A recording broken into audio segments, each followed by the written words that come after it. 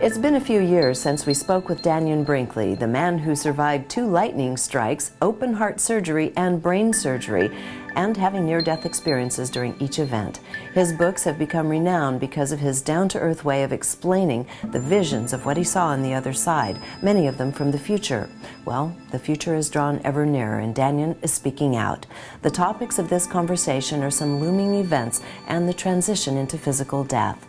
He knows this well, and he and his Twilight Brigade sit at the bedsides of dying veterans every day. But what we have to do is find a standardized model that allows death to become a natural process. You come here going, okay, now, quit freaking out. I didn't go to hell, you ain't going to hell. Okay? I want to talk to you about that. Way. Well, can we talk about that part right there?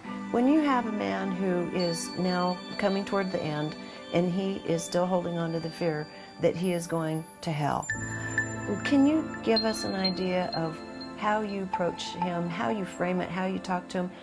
Why does he think that? And he'll say, usually, I killed somebody in the war. I shot a child. I became an alcoholic and alienated my family because nobody understood what I went through. PTSD, post-traumatic stress syndrome, is when you are scared to death. And it implants itself in the psyche and the emotional structure of a human being, regardless of what anybody tells you. It's part of the mechanisms of a human being to have a human existence. These things will happen.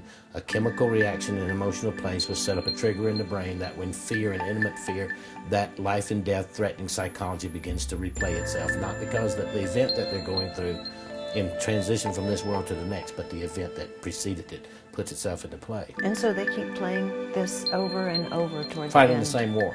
Fighting the same war, feeling the things that they felt at the time, and regretting perhaps some of the things that they did or had to do. They're going to hell for it. And so The only what thing do you- they're regretting is the fact that they think they're going to hell for it. Yeah, When you're down where you're looking at those last breaths, you're in the dance. yeah. And that stuff better be settled.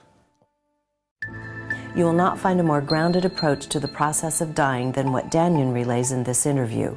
For the full version, go to ConsciousMediaNetwork.com.